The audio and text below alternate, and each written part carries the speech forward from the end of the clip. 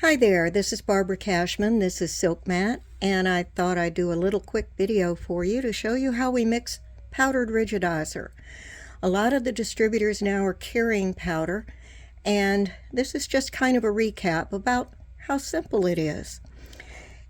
The ratio for powder to water, and we use distilled water, is 4 to 1. 4 parts water to 1 part powder. Now you can mix that by volume or by weight. It really won't matter. So either way is fine. Right now I've got a cup of water and a 1/4 cup of powder. That's 4 to 1.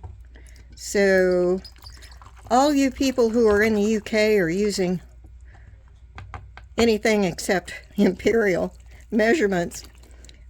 You'll just have to figure that out yourself. Regardless, it is 4 parts to 1 part, however you measure it. It can be a quart, it can be liters, milliliters, what have you.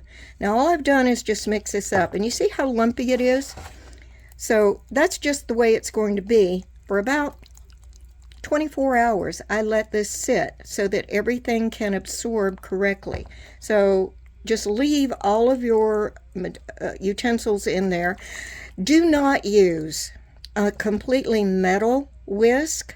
It will rust in the water and of course ruin your rigidizer. So use something that's Teflon or silicone coated or something like that.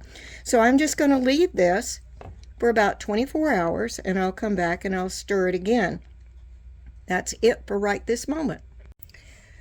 Okay, yesterday we mixed up some rigidizer, just 1 cup of water and 1/4 cup of powdered rigidizer, and you can see how lumpy it was, but you see how much smoother it is today.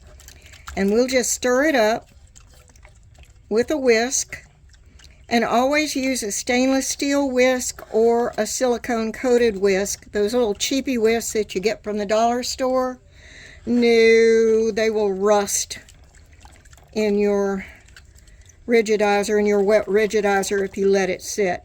So that's really looking really smooth. If you're making up a larger amount especially, you'll want to strain it and into another container and just make sure that you have all the lumps out of it.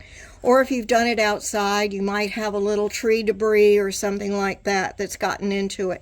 So you always want to strain it afterwards. If you're mixing up a large amount, this was just a small amount. If you're mixing up a large amount, you'll want to use an immersion blender, something similar to this, to stir it up and blend it really well. Then strain it, put it in a container with a lid.